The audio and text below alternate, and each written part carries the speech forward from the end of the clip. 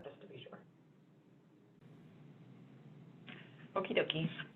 Thanks so much, everybody, for signing on. Thank you so much, Jim, for being willing to offer us this webinar and share your perspective. Jim is a professor, the Donald Bren Distinguished Professor of Environmental Law at the Bren School of Environmental Science and Management at UCSB.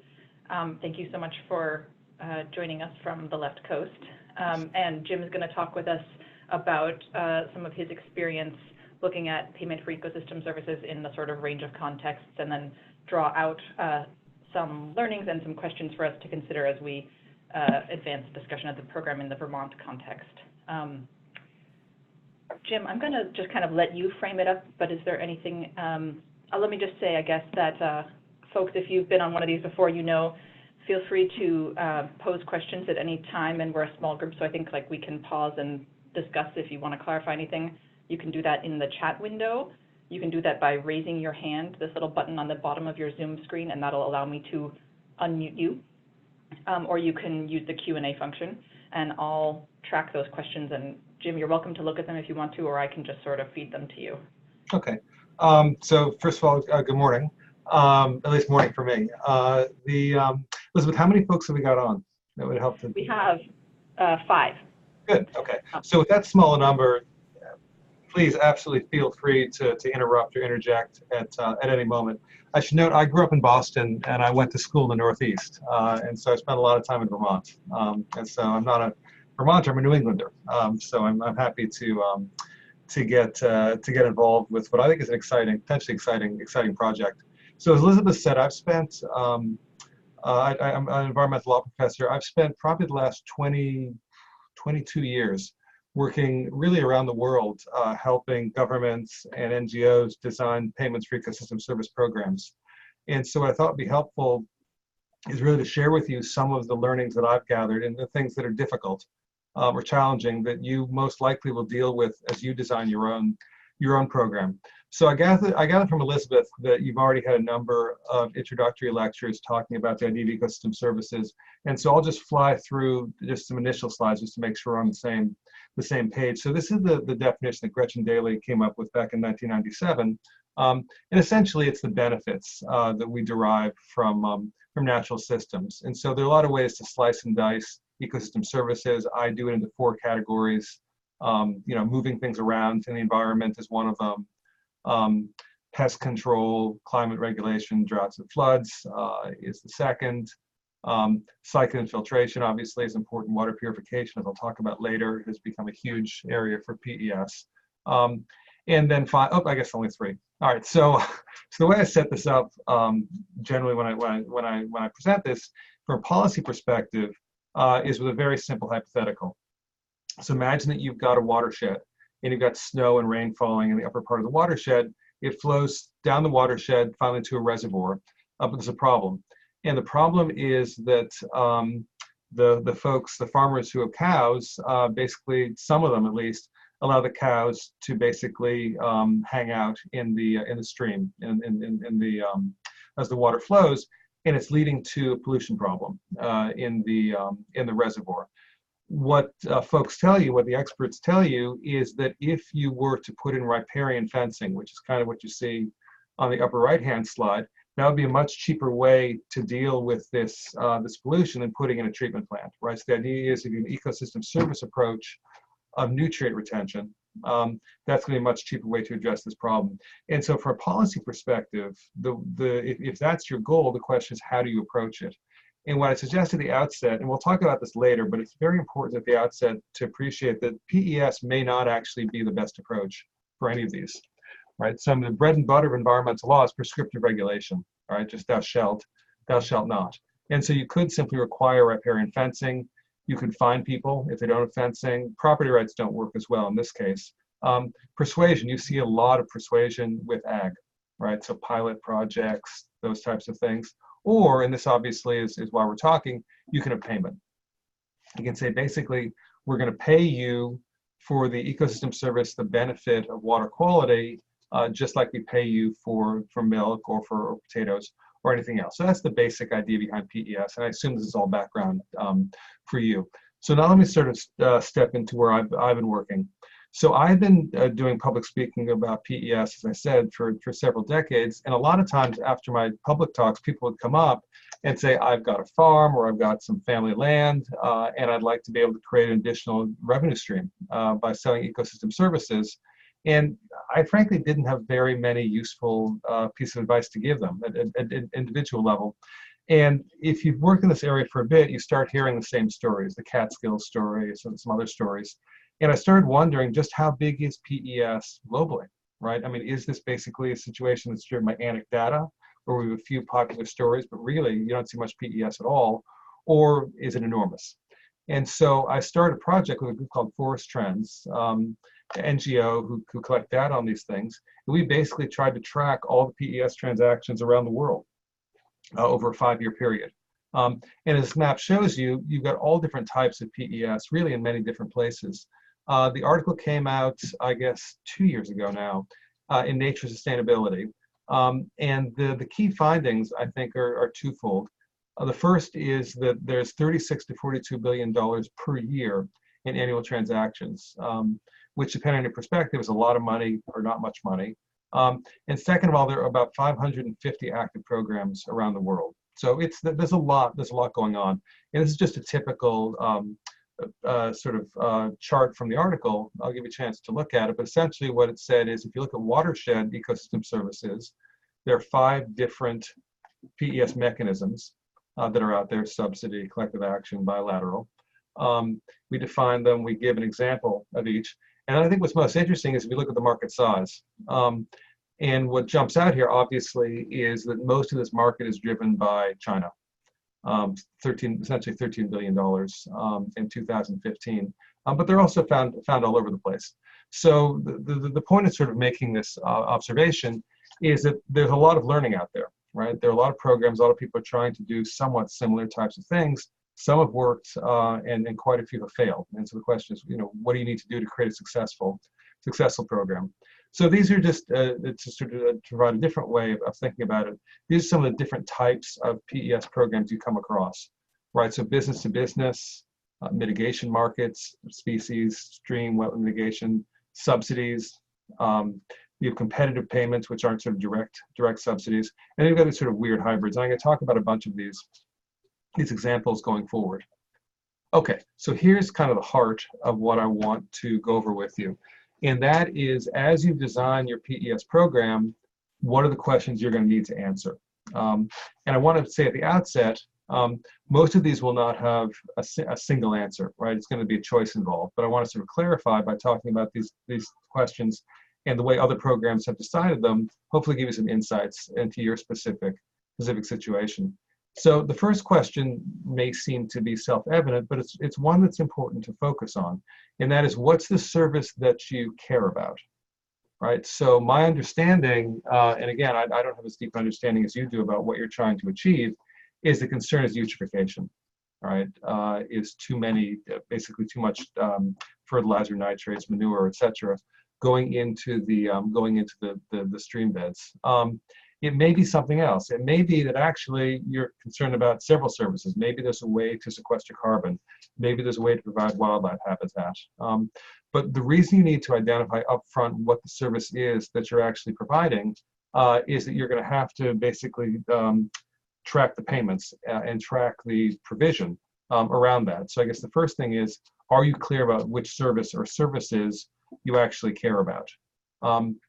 Second point, and this is, I think, a difficult question at times, and that is how much service provision do you need, right? So in other words, and again, I may be wrong about this, but my understanding is that there's a concern about overall eutrophication, or overall sort of nitrates, phosphates, etc., getting into water courses. I think one of the first questions you need to ask, and this is a scientific question, is can you provide that through land management? All right, so there are a lot of situations where PES is simply not going to be adequate.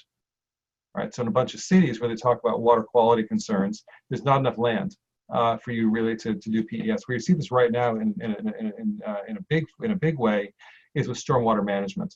Right, there are billions of dollars that are being spent around the country. I was just in a meeting in Washington, D.C., where they're spending, I think, $2 or $3 billion to address their stormwater. And there's a real question whether floodplains would be feasible because they may not have enough land actually to channel the floodwaters toward wetlands and such. If they have to build pipes.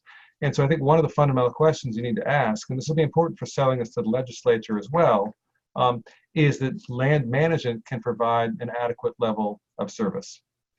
Second question you get to, well, we'll talk about it a bit later, but I want to highlight it now, is can you get, who's going to provide the service, right? Does it need to be targeted in particular? So let me just give a few examples to point this out. So one of the very first large PES programs in the world was in Costa Rica. It was called Pagos por Servicios Ambientales, so basically payment for environmental services, PSA. And essentially the government acted as the funder. They got money from the Global Environment Facility. And essentially, by and large, it was for land conservation. So either you got paid to keep land as native habitat, or you got paid basically not to log in the upper watershed, so that the sort of lakes that the hydropower companies were using would basically sediment up more slowly. They were concerned about erosion. The key problem with the Costa Rican program is that it was basically everyone got pretty much the same amount. It was just a flat subsidy. And the problem was that you had no idea if you were getting value for money, because obviously there are two issues there. One of them is that certain areas of land are going to be able to provide more valuable services than others, right? So it may be in your particular situation that those farms that are closest to the major rivers or streams are going to be the most significant in terms of contributing to eutrophication. And so maybe they're the ones who should be paid, versus the question of should you basically pay everyone pretty much the same thing just to get everyone involved. That's a question of efficiency, right? How much bang do you want to get for your buck? And it may be, and this is an issue that comes up in a lot of programs, that there is a political choice that is made over whether you want the program primarily to be poverty alleviation or basically wealth transfer.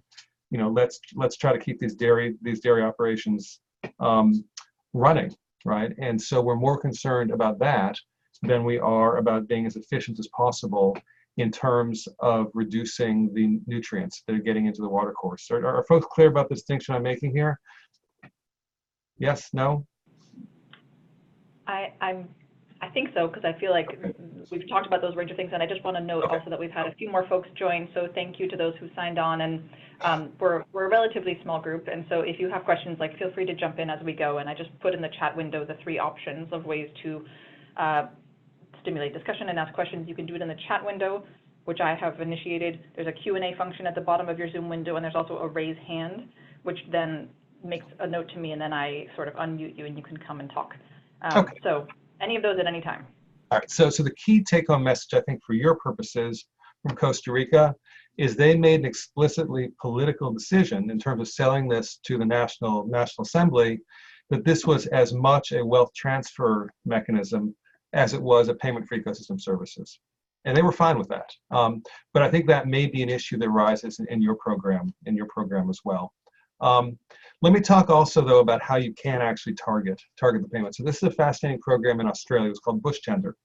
And it's in Australia, it's a clever play on words. Basically, native habitat is called the bush. And tender is a word they use for auction. And so basically, it was a native habitat auction. And essentially what they said was, the Victorian Department of Natural Resources had a bunch of money. They said, we want to use this to create and restore and protect habitat for endangered species. And so they got together with the Farmers Union for the state of Victoria and basically put out an announcement saying, are you interested in being paid to manage your land to promote biodiversity? If so, let us know. So a bunch of farmers said maybe. And so these Department of Natural Resource officials go on the property and they walk around and they basically have a score sheet and they're calculating the value of the biodiversity that's currently there, and also the amount that the habitat could be improved to be more attractive to more biodiversity. So what would that mean? That might mean removing invasives. It might be putting in fencing to keep out predators. So what was clever about this is they took the scores of the biodiversity value and how much the habitat could be improved, and the bid. So they basically would say to the farmers, tell us how much you are willing to be paid to do certain land management changes. And what they were able to do was essentially was to graph the basically biodiversity bang for the buck. And what you find, if you look at this, you don't have to be an economist to make sense of this. Essentially what's going on is that the values on the far right of the graph, closer to 100, that's tremendous biodiversity value for the buck. Whereas the ones that cluster farther left, you're not getting a lot of value. All right, so essentially this is a very clever way to target the payments to the farms that are providing the most value. And so this is a question, right? So there are two very different types of PES programs you find out there. Some of them, like Costa Rica, are just flat payments. If you qualify, you get the money. Others, like bush tender, you get paid depending, or you get priority in terms of being paid and how much you're paid in terms of how much benefit we think we're going to get from this. So it's a basic decision. And there are a lot of pros and cons to it. The administrative costs are obviously much lower if you don't have to do this kind of scoring.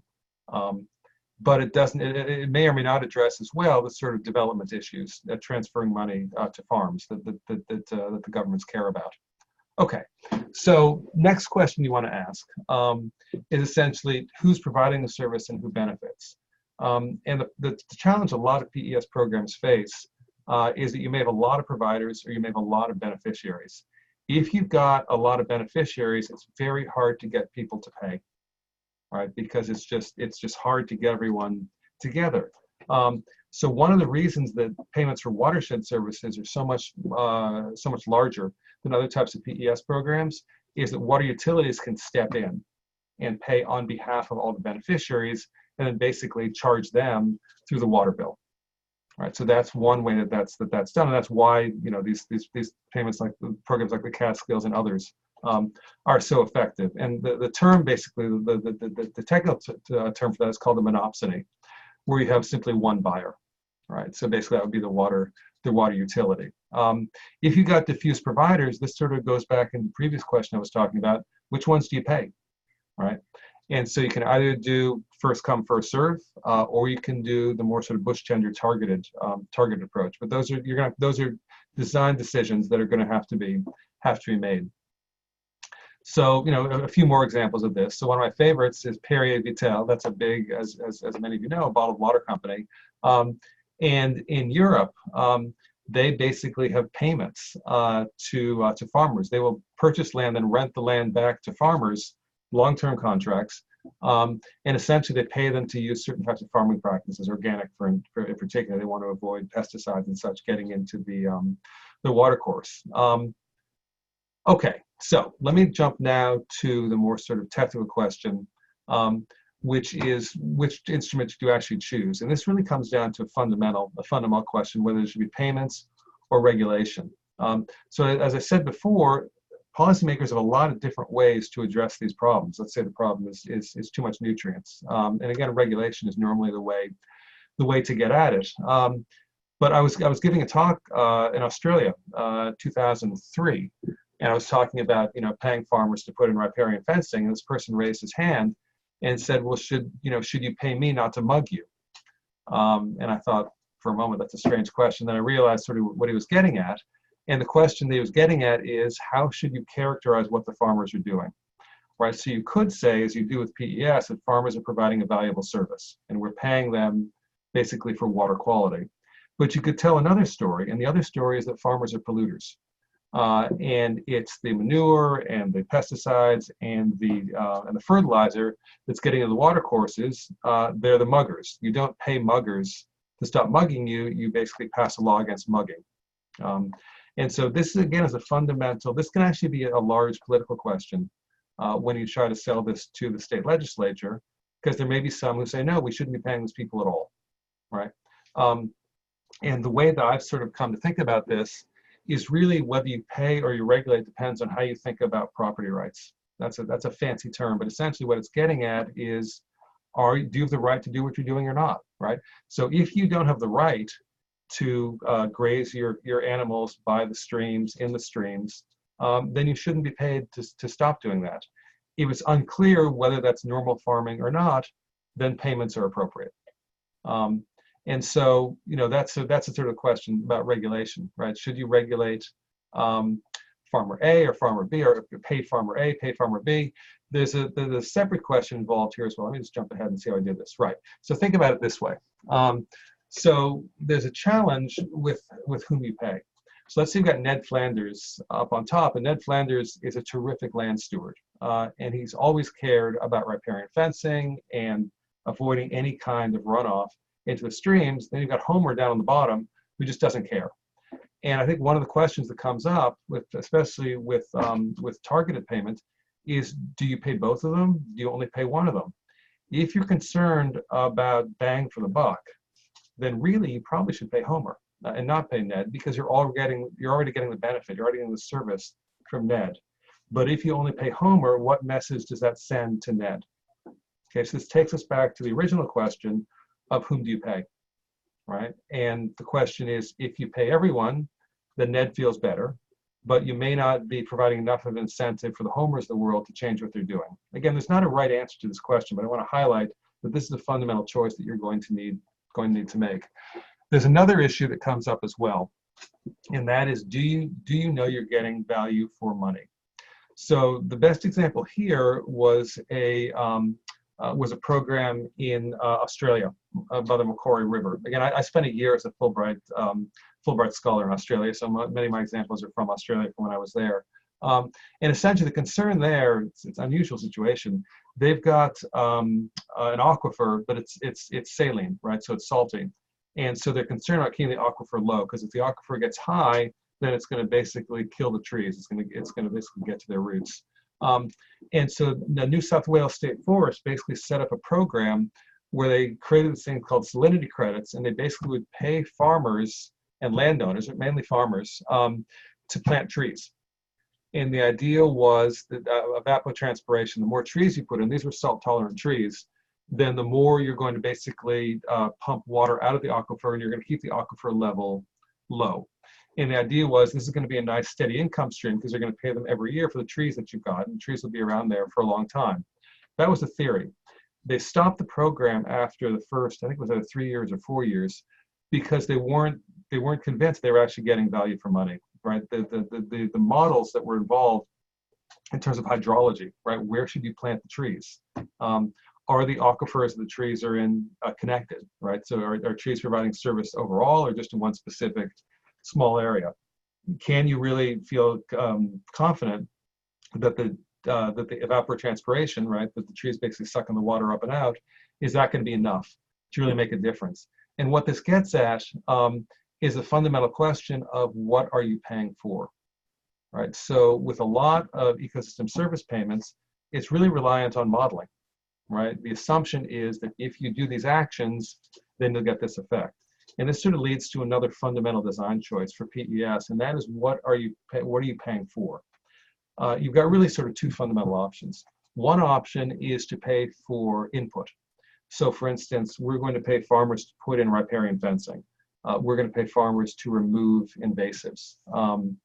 We're going to pay for something else. And our theory and our modeling tells us that if you take these actions up front, then we'll get these benefits on the back end. That's sort of one way to approach it. Another way to approach it is to say, well, no, we don't pay farmers to raise cows, we pay farmers for milk. And so we'll pay you when you give us the milk. And so we'll pay you in terms of payments for ecosystem services when we can measure that there's reduced nutrients flowing into the streams. That's paying by output. From a policymaker's perspective, output would be far preferable. From the landowner's perspective, input is far preferable. The key point for you as designers of this program to appreciate is the vast majority of programs pay only for input, not for output. In fact, the only programs I'm aware of that pay for output are for carbon sequestration.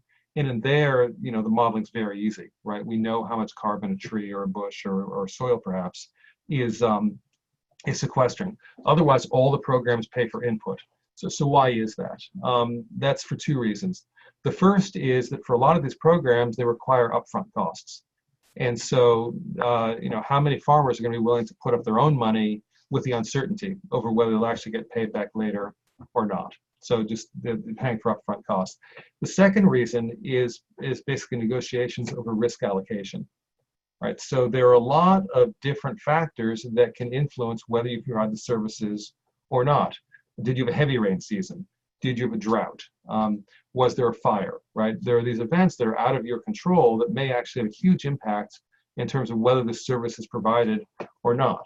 And so by paying for the input, the government is essentially assuming, or whoever is paying, in this case the government, the beneficiary is basically assuming the risk that the model is accurate and that there aren't going to be events out of everyone's control that may change everything. But this is really, in terms of sort of the single most important decisions in terms of design, this is definitely one of the key ones. And again, by and large, actually with very rare exception, input is what's paid for, not output. And so Conservation Reserve Program, many of you may be familiar with this. This is an input program. It's the largest PES program in the United States. Catskills, have folks talked about the Catskills program? Quick question. We haven't discussed it in this group, but it's very possible that folks are familiar. Okay. Yeah, let me describe it very quickly because it's sort of the program. So New York City, I'm sure a lot of you know New Yorkers, they're bragging about this, they're bragging about that. One of the things they brag about, this is as someone who grew up in Boston, one of the things that they brag about is the quality of their drinking water.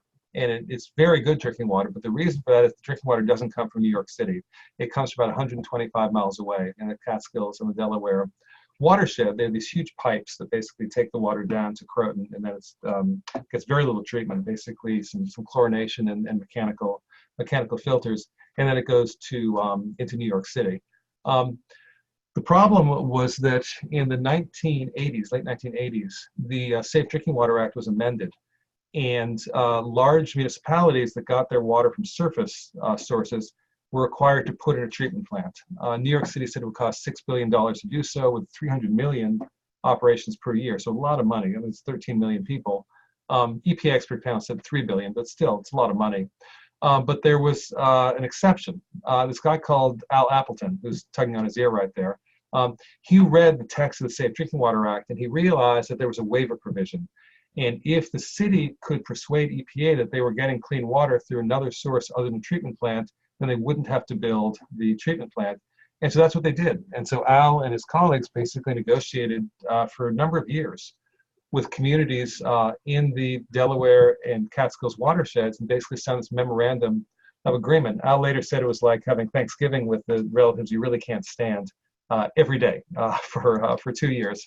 But essentially, they ended up paying the communities to change their farming practices, their road salting practices, putting in septic systems, all those types of things. This slide's out of date. They waived the filtration requirements in 2002, and then every 5 years since then, they've waived it. They've waived it as well. Okay, so just two or three more sort of quick design points, and then we can stop and sort of talk more specifically about any questions you might have. So other design issues that come up, right? And so input output is one way, but once you've agreed what you're going to pay, how do you pay, right? Obviously, if you front load the payments, landowners love that, but there's a risk that they may not perform. Backloaded, the beneficiaries are going to prefer, or evenly spaced, or some variation of that. There are very few programs that pay everything up front. Most programs have some type of monitoring that goes on. So there might be a large upfront payment to cover the installation cost, the upfront cost, but then there's more evenly spaced over time. The second issue is one that a lot of programs don't think about, and they need to, particularly if it's government funding, and that is how long can the contracts be? And the challenge here is that state legislatures generally budget year to year. It's unusual to budget beyond 3, 4, 5 years out. Now, obviously, if you want a strong PES program, you may want a contract going out 10 years.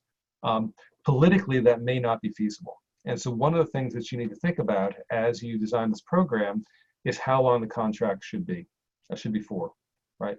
And not just in terms of ideal design, but in terms of political reality, right? How long is the legislature willing to reliably allocate funds for this type of program? And that's obviously going to be the subject of negotiation.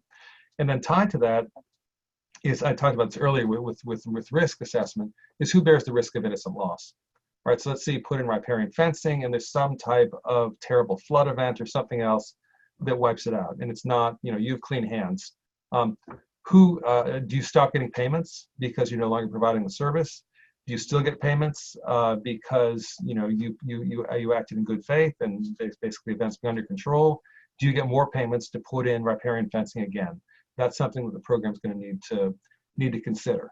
And then finally, there's this question of do you couple the payments with something, right? So there are some programs in Australia where they essentially said, we're going to pay you, but we're going to increase the baseline. And if you meet the baseline every year, you'll keep getting paid. But if you don't, we'll stop, right? And so the idea of baselines turns out to be an important way to think about this, whether it's just a flat baseline, and if you're satisfying that, you get paid, or if your performance has to improve over time. Another way to do this also, the USDA has done this with Swamp Busters program, is you condition subsidies on not removing wetlands and such. You could do that with PES as well. So just to give you a sense of this, the state of the landscape today, certain duty of care, that's the sort of staircase that you see on the right, and the yellow box is basically where the farmers are.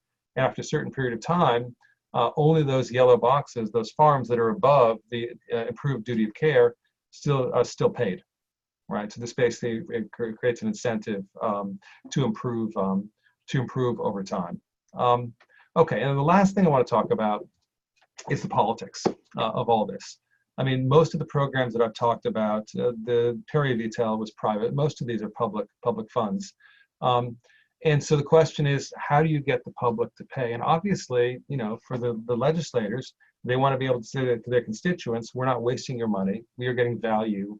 We're getting value for these payments. And there are sort of two issues that arise from this. One is what's called additionality. All right, so the idea is, are you actually better off because of the payments than you otherwise would have been? There was a very influential paper that was done by the Costa Rican program. A guy called Alex Pfaff wrote the paper. He's at Duke now. And what he did is he essentially went and he looked at the lands that had been set aside. They were being paid. So if you recall, under part of the PSA program in Costa Rica, you were paid to basically conserve lands for biodiversity, to prevent logging and such. And Alex went and actually looked at those lands, and what he realized was that almost all of the lands were actually on fairly steep slopes. And so the farmers, the property owners had done what you would expect them to do, which is they registered the lands that were least valuable. And Alex's conclusion, which has been upheld in some other studies as well, is that there was actually very little additional benefit that was being provided in the Catskills program because these folks wouldn't have developed anyway. So the key question, if you want to really show value for money, is behavior change. Right? Are you actually changing the behavior of people because of these payments, or is it simply a wealth transfer? And it's basically an agricultural subsidy, but under the guise of PES. And then, of course, the key question in terms of persuading legislators is, how will you know? Right? Are there baselines you can measure against? But the reason I emphasize this, and the reason it's my last point, is that ultimately, at the end of the day, PES is a political decision, right? You're getting public funds dedicated for the provision of ecosystem services, and in order to do that, you've got to persuade the legislators that this is a program that's going to benefit their constituents, or going to benefit their states, but you're also getting value for money.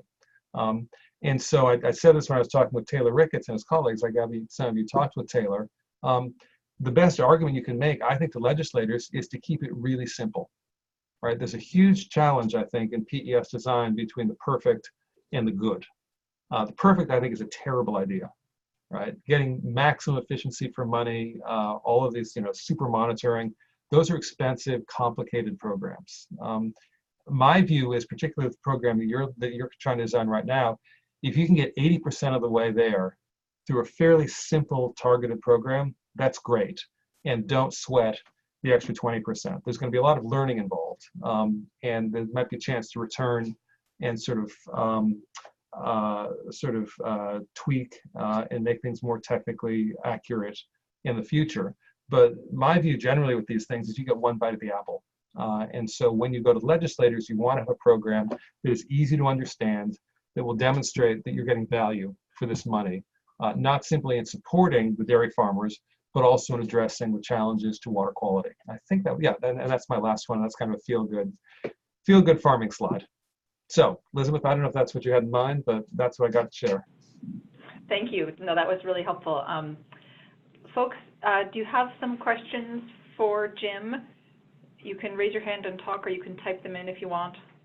And maybe, since I don't see anybody quite yet, while folks are gathering their thoughts, I could ask a couple, and maybe some of this sort of, you'll return us to your sort of core advice of starting with something simple. But I think, you know, in a lot of the discussions of the working group so far, there's been various sort of new and complex ideas being discussed, and I'm just interested to hear your thoughts on them. So one is on, we've been having conversations about this baseline issue, and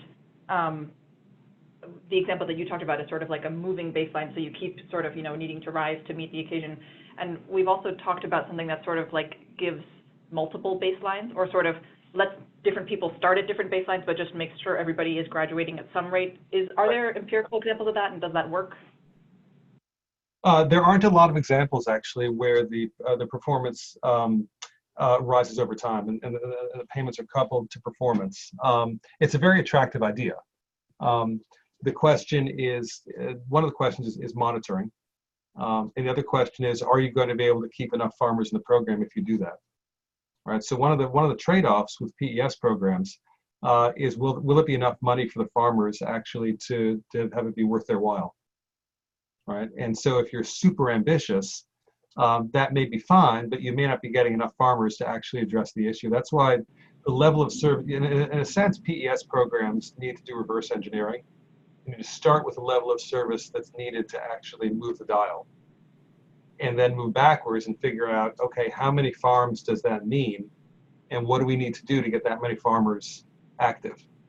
Right, right.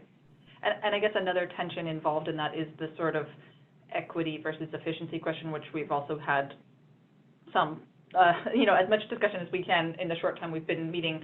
And I guess one sort of hypothetical way to try to address that tension, or to sort of balance those competing interests, was to sort of say, those who've already, you know, picked the low-hanging fruit, you still want to reward them, you know, to some degree, but then you want to encourage them to keep doing more, while you also try to really incentivize the people who have not done the low-hanging fruit, because that's where you get a lot of bang for buck, you know.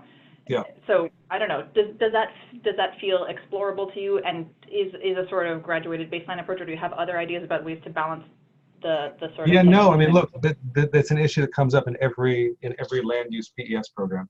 The Ned Flanders Homer Simpson is probably a bit unfair. I don't think the folks who haven't picked low-hanging fruit are Homer Simpsons, but you get the idea. And I think it really is going to depend on how targeted the payments are, fundamentally. If you're going to include the Ned, you know, if you're going to include the high performer, I'm trying to think of a phrase that's not pejorative. If you're going to include the folks who've already picked the low-hanging fruit, along with the folks who haven't, then your money is probably not going to be spent as efficiently. But that might be okay. Right. I mean, my understanding, for talking with Taylor, is that one of the goals of this program is to support the dairy farmers, and that's a perfectly legitimate goal. And so it may be that you're willing to sacrifice, you know, efficiency in terms of getting the most bang for the buck, because you also want to ensure that these supports go to more dairy farmers, including the ones who've already picked the low-hanging fruit. If that's the case, then you're going to have different baselines. Yeah, I'll leave it to the group to chime in whether there's any consensus on sort of what are the goals, and do they include that. But I guess another question, just until somebody else has one to ask, is, you know, again, your advice is to sort of keep it simple. And I think particularly in this context, there's a thought that we may need to do something that's sort of much more sort of constrained in a context initially, to sort of gather some more information, do some more learning, and then expand it. But on the other hand, there's also a lot of interest in performance that's more comprehensive and is not limited to like, you know, just nutrients or just a nutrient. You know, we talked with you briefly about a soil health concept, or even a sort of like pre-benefits, more like a stock or a natural capital kind of context. Mm-hmm. It doesn't seem like there's really examples of that, but could you just So this issue is known in the literature as stacking. And it actually happens a lot with USDA payments. So should someone who's paid because they are maintaining wetland, should they also be paid as habitat? Right? You might think, well, no, because if you've got the wetland, it already provides the habitat. And so the question is, are you allowed to stack payments or not? Which I think is what you're essentially getting at. You know, if you're focused on soil health, is it also, you know, as a result, going to reduce the runoff, perhaps, right? And so should you pay for both? And it turns out to, again, basically what's your goal? If your goal is to maximize the value that you get for the payments, then you shouldn't stack. In fact, most programs allow stacking, right? And a part of that is just bureaucratic, right? You've got different programs and you just apply to different programs, right. Even though it may be actually be the same actual land use. But you know, it was certainly with PES.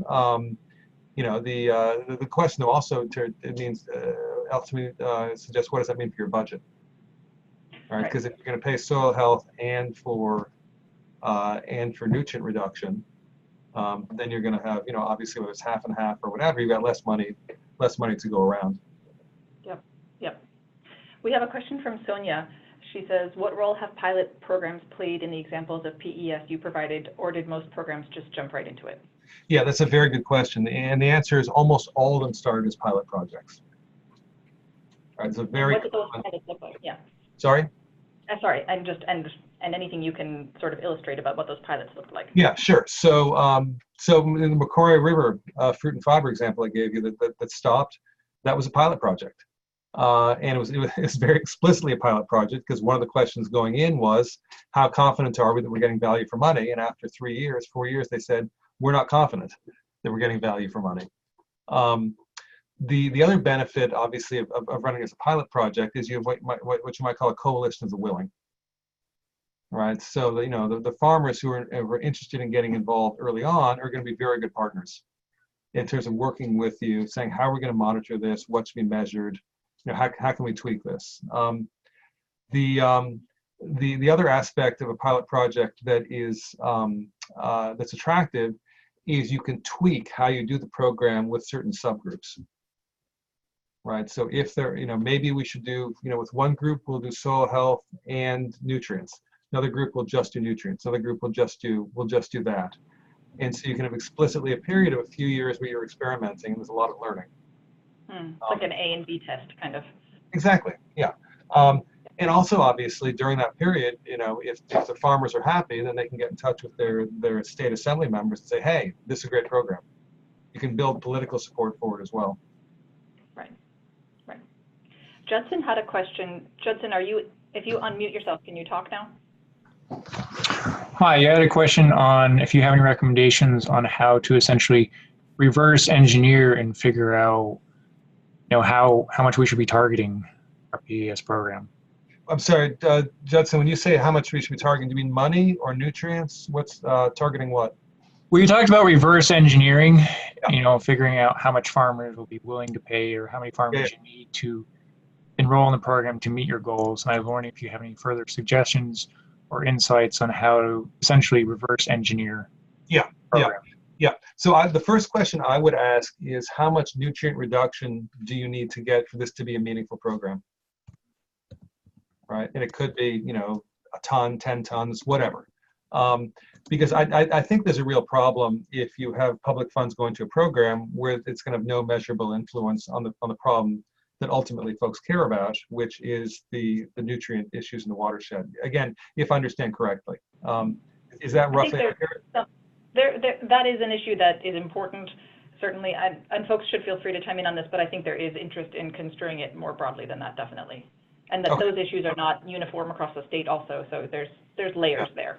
So I guess, the way I'd frame it is this. If you're going to go to the state legislature and say to them, hey, we want you to direct these funds toward this program, you've got to be able to say, these are the benefits that this program will provide, right? So presumably, it's going to be, at least in part, water quality, could be soil health, could be support of the dairy industry. I mean, it could be a bunch of those. But I think when I say reverse engineer, I think that in doing that, you have to first ask yourself, how big, how far do we have to move the needle? How big a change do we need for this to be a persuasive case? Right. So for instance, if I were a legislator, I said, okay, if we were to allocate, I don't know, $1 million, $2 million to this program, are you persuaded that that will actually improve water quality, or will, it'll improve soil health by such and such amount? I think you have to have your case to the legislature why this is a good use of public money. In making that case, you're going to have to make some judgments about what's the minimum performance in terms of overall. And then, so Judson, when I was talking about reverse engineering, what I meant was, once you know where you've got to end up in terms of whether it's, water quality or whatever, then you go backwards and say, okay, in order to get that result, we're going to need to change the management on 100 acres, 500 acres, 1,000 acres, right? Whatever it means. That's going to mean likely this many farmers. What's it going to take in terms of payments to get that many farmers on board, and to make sure that all that lines up? Does that make sense? Yes, thank you. Okay. And again, I emphasize that because a lot of programs don't do that, and they can get into political trouble when folks basically say, are we getting, is the taxpayer getting value for money? And if you can't answer that question, that's not a place you want to be. I have a question. I was wondering if you could speak to if there are examples of programs that do address multiple ecosystem services, and or programs that are sort of more natural capital based, because we have discussed the idea of, as was mentioned, a focus on soil health, or sort of building soil as natural capital from which, many different ecosystem services flow, which obviously is more complex than focusing on just one nutrient. Yeah. If you have examples of that have been successful or not. Yeah, I know very few, if any, programs you would say is really natural capital. The programs I'm aware of are all basically individual service focused. Right, so the Chinese, for instance, they're pouring billions of dollars into this. They're really concerned about erosion. Right, CRP, if you're familiar with it, they've got, wildlife, habitat, erosion, et cetera, carbon sequestration. So in terms of simply overall ecosystem health, they may be out there, but there are not many that are. I think part of that, again, is making the political case that this is value for money. Now, if you think you can make that argument, then by all means, that's a way to go. But if you look at practice around the world, overall ecosystem health, I'm not aware of any programs that use that as the metric. Yeah. Well, and you're using CRP as an example, but if I understand CRP correctly, basically the approach of CRP is just taking land out of production altogether. That's right, but if the benefits that they're using to justify that is right, are worth, yeah. These are the services that you're getting. So if by soil health you mean, and therefore we get this carbon sequestration, this nutrient retention, this et cetera, sure, that would be consistent with a lot of programs. But the programs end up ultimately saying these are the specific services and benefits that we're getting. Mm-hmm. Paul, feel free to correct me or elaborate if I get this wrong, but I think part of the interest in soil health as the goal is that not just soil health for soil health's sake, like you said, because we're short, like if we can find an elegant, quote unquote, simpler thing that we know provides a lot of the benefits we care about, that allows us to gain multiple services, and that also sort of, I think there's interest in sort of elevating from a sort of like payment to avoid, bad behavior to a sort of paradigm shift to one of sort of stewardship, and that this seems like a way to get there, but it's clearly not easy to measure or predict. Yeah, I mean, one way to think about this also that may be closer, Maddie, to what you're thinking about is a notion of what's sometimes called an umbrella service. So, for example, if you're paying upper watershed landowners, and the public justification is water quality, right? You want to basically rely on water, water filtration and such of the vegetation up there. In fact, if you pay for that, very likely you're getting wildlife habitat, you're getting carbon sequestration, you're getting flood control, right? So the idea is, sometimes you can pay for a single service, but in fact, if you pay for that service, you're actually getting a lot of others as well. And so, that's more of a natural capital notion. But in terms of the sale, the sales pitch, you're focusing on primarily a single service that everyone says, yeah, I get it. The downstream beneficiaries want clean water, so we'll pay for that. Even though once you start really looking into it, they're actually going to be supporting a lot of different services. Thank you. Thank you. Pat, did you want to jump in? And then I have a question from Jeff as well.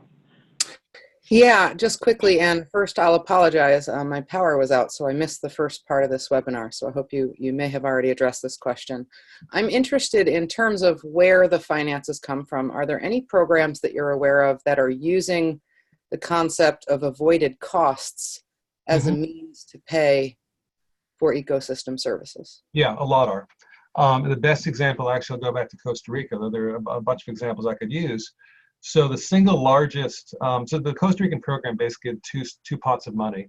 One was from basically international government organizations, the Global Environment Facility, who just gave them a grant and said, spend it for public goods like biodiversity habitat.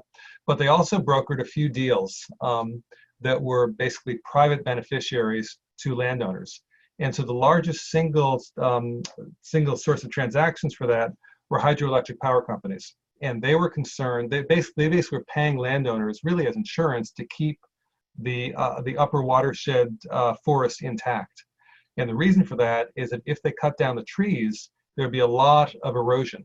And so basically these lakes that basically, form the sort of energy source for hydropower would silt up much more quickly. And so essentially what they're paying for is a form of insurance. And you can see a bunch of those. So for example, a lot of the PES programs in Latin America that are private are bottling companies, beer companies, soda companies, who basically are paying watershed landowners to keep the watersheds intact so water quality is maintained. And so sometimes, you raise a good point, for a lot of programs, what they really are paying for is insurance, rather than sort of, maintained provision of the service rather than enhanced provision of the service. It's not trying to correct the bad, it's trying to maintain a good. Can I follow up with one piece?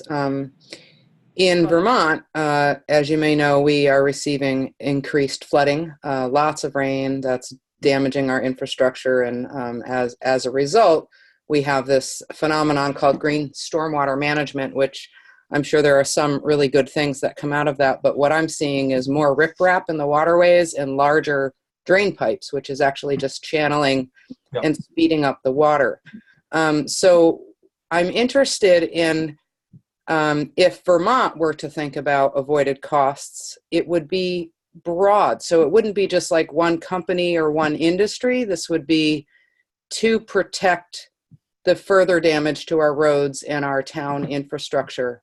Are there any things like that you're aware of? Yeah, it's interesting. I just came from a conference in DC earlier this week. It was called the Environmental Markets and Finance Summit, which is grander than the actual conference, but it basically was sort of PES around the States.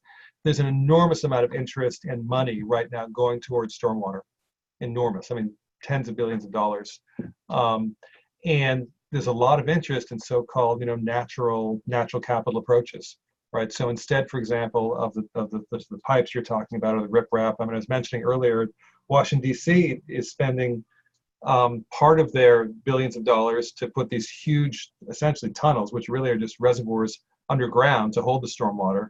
But they're also investing, in fact, more of the money to create floodplains to try to, divert the water and slow down the spread, and also so-called softening the landscape. Right. So putting in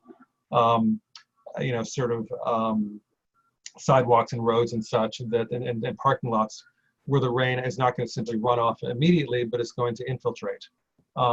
And so, there's a lot of money around stormwater. Vermont's a little more difficult because the issues you're talking about are as much rural, I think, as urban. Right? In urban, you've got sort of the concentrated funding. But I think there's no question that if you can come up with strategies that would address stormwater, there's a lot of money flowing around trying to address those issues, both federal and state and city. Thanks, Thank you. Jim. Let me ask some questions that Jeff submitted, and then there's also one from Sonia, and then we'll probably be wrapping up shortly. But so just asking how much actual field measurement needs to be done to support the value of payments, and either in terms of practice verification or collected measurement to report if there's sort of general advice about how to strike that balance. Yeah. The answer is there's no answer, right? It varies enormously program to program. And also the question is, how easily can you monitor some of the stuff? I mean, this is one of the questions that goes into whether you pay for input or pay for output. Right? It's a lot easier to see if a farmer has put in a riparian fence than if water quality monitoring stations, throughout the watershed. And so they're really they're in a sense two separate questions. So one question is monitoring compliance with the contract, which for input payments, which is I assume what you will do, easy. Right? Although actually this group has a lot of interest in more performance-based approaches. Oh, interesting. All right. Well, okay. All right. I take it back then. If it's performance-based, then it gets complicated, right? Because not only do you have to measure the change, right, which is going to require, whether it's nutrient monitoring or whatever in the watershed and other places, you also have to be able to decide about these so-called stochastic events. Right? What if the water quality didn't improve, but that's not the fault of the farmer who actually probably did improve things, but there was another intervening event that made things much worse, right? So, if the farmers hadn't done this, it would have been far worse than it actually was, right? So, and this I think is one of the real challenges with having a performance-based measure in terms of the overall environmental conditions or overall provision of the service. But the simple answer, which isn't glib, isn't meant to be glib, is as much monitoring as you feel comfortable with. Right? Again, at the end of the day, if it's public money, you've got to be able to go to Burlington and say, this is why we think these public monies are being spent well. And you've got to have some justification for that. Obviously, the more monitoring you can do, the better, but that's a cost. So, I mean, it's probably not as satisfying an answer as you'd like, but speaking plainly, there's no simple solution to this. And I will tell you, as you move to an output-based system rather than input-based system, the monitoring costs rise significantly.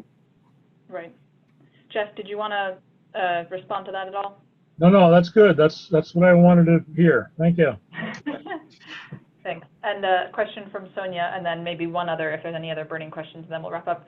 Sonia asks, are there any examples of multi-payer public-private payment systems? And so just for your sort of background, Jim, one thing that has been sort of preliminarily discussed in this group is sort of starting out with a public payment system, but trying to sort of lay the groundwork for a market-based, either entirely or partly, system down the road.